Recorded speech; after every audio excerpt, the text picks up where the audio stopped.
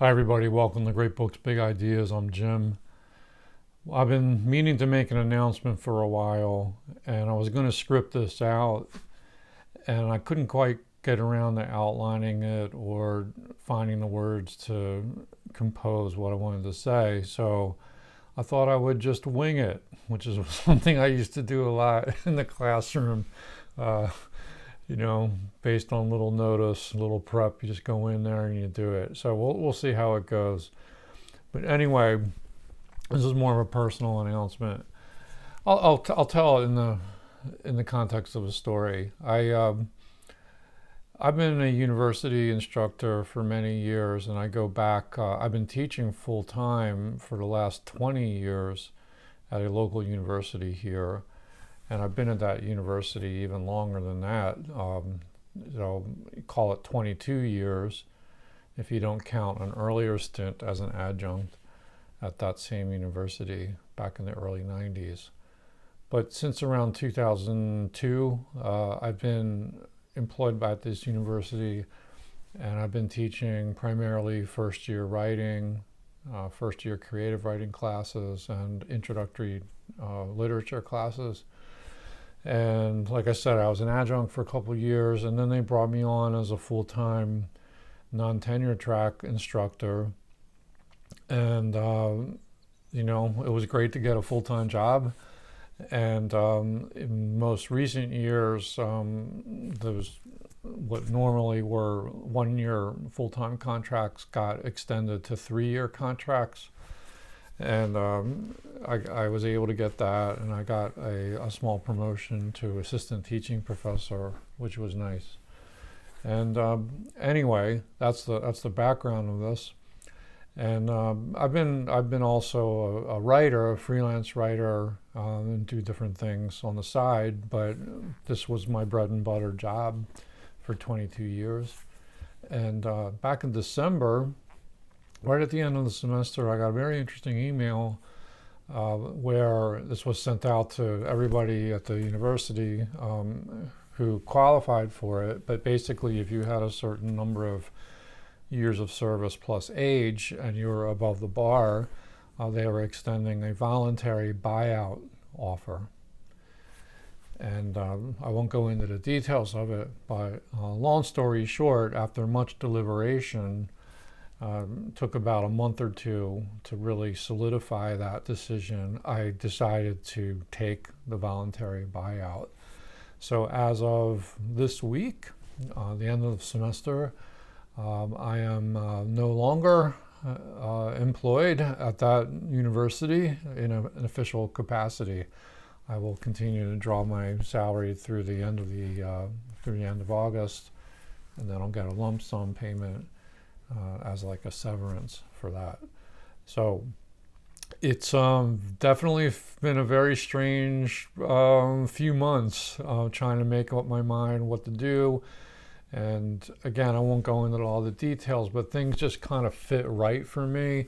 Why am I leaving? Well, it makes sense to me for a few reasons. One is I do suffer from hearing loss. I wear hearing aids, and it was getting harder and harder for me to navigate the classroom environment on ground. Just hearing the students was quite a challenge in the last 5 to 7 years, and it just every year it gets a little bit worse.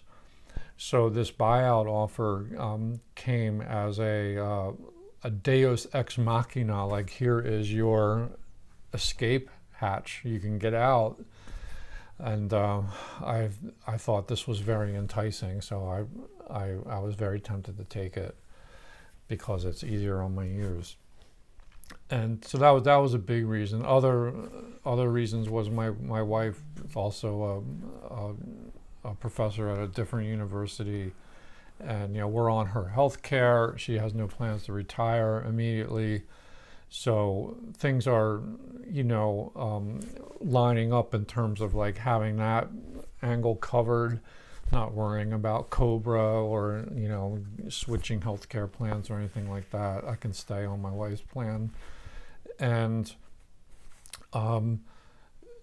Yeah, and there's some other reasons that I think getting older, feeling maybe a little bit more of a generation gap between myself and the students. Like a lot of the students were great. Like I'm not complaining really. It's just more of a generational problem, and I think there have been certain drastic impacts that we've seen as teachers since COVID happened and the disruption that caused. I think it has set back a lot of students in terms of their study skills, their work ethic, their time management, and even just showing up to class. So, things were getting a little bit frustrating in terms of like doing my job. And also I can't, because of the hearing stuff, I like to have a discussion-based classroom. Like that's what I sort of lived for. I guess I read too much Plato and Socrates in my youth, and that's sort of, I wanted to have classes that kind of go that way, that sort of seminar style discussion back and forth.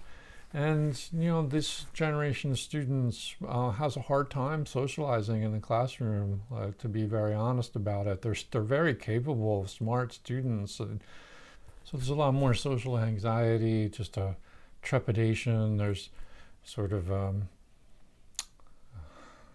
don't know. It's been a slog. So I feel like this option became really feasible for me. What I had to get straight in my mind was whether I could afford to do it. And that is a little bit of a challenge. In the near term, it's not an issue because I'm getting it is a buyout, so I'm basically getting paid to leave. And I don't see this as retirement. Like everyone's calling it a retirement. Oh, happy retirement, Jim, and so forth. But I am not in any kind of position where I can retire. And I'll be 60 in August, so I still feel like I have many more years of employment left in me. So what my plan is to do is to continue to teach, but do it exclusively online in a remote setting, so I can do it from home.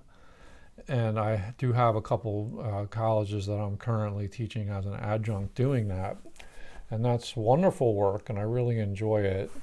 And it's a lot of grading, it's a lot of communicating by email and so forth, making little short videos and that kind of thing.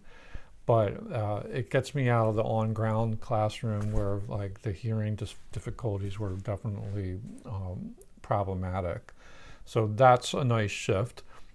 That's not going to make up all the difference of my old salary. Not that I was making a ton of money there, but it was a nice middle-class salary. But what I will also be doing is supplementing with freelance writing, possibly editing work, that kind of thing. So I see this whole change as a real opportunity, and I'm thrilled to be able to do it. It feels right. The decision was hard to make. I wanted to do it right away and just say, let's go for it. Seize the day, carpe diem. But it took some time to come around and make sure it was a good calculated risk to take, and I'm feeling very good about that decision. So that leaves me in this position where usually at the end of the academic year, those of you who are professors or school teachers can probably identify with this.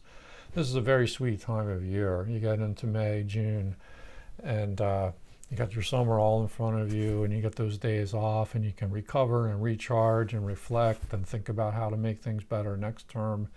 So I'm going through some of that same similar feeling, but with a definite twist this year because I will not be going back into the classroom next fall. So it's definitely different. It's sort of, everything feels very final this time around. But anyway. In terms of the Great Books channel, how does this affect everything? Well, number one, I think I'm going to have more time to read and write and make videos. So I'm really excited about the prospect of doing that. And I'm interested to see where it goes, where it leads. You know, like, will what I say change and how I approach things? It's going to be a fun ride. I really am thrilled to be doing that. And I'm thinking a lot about my teaching career too. Now that I'm essentially done with on-ground teaching, I'm thinking back, and might be the subject of some future videos where I talk about some of the books that I tried to teach and some of the sort of great books, great ideas, fueled course content that I tried to inject into my comp classes, my literature classes, and so forth. And I had a lot of fun trying to do that. I had mixed results with it. And there's a whole, like, I have books now that I'm not sure what to do with, like my teaching texts and that kind of thing. So I want to make a few videos and reflect on that a little bit. But I think a lot of my old-fashioned teaching energy might be channeled into this very channel. And I feel like this is a wonderful outlet to reach new audiences and talk about, like, my love of reading and classic literature and all kinds of books, even if they're not classics, but especially classics and great books. And hopefully we'll have a lot of fun exchanging our thoughts and ideas about this. I'm excited about the new opportunities. So this is a lot that's been on my mind lately. It's been definitely an interesting journey, and I am ready to move on. I'm ready to walk away. You know, it's kind of like a little bit of a dream come true in some sense, because a couple years ago, things were happening. Again, I can't get into details, but things were happening that made me think that maybe I should start to plan an exit, and possibly an early retirement, something along those lines, or a semi-retirement. And I started to put some irons in the fire back in 2022, and I'm glad I did that, because it made it a lot easier to make this decision and take this next step. So we turn the page, we start a new chapter.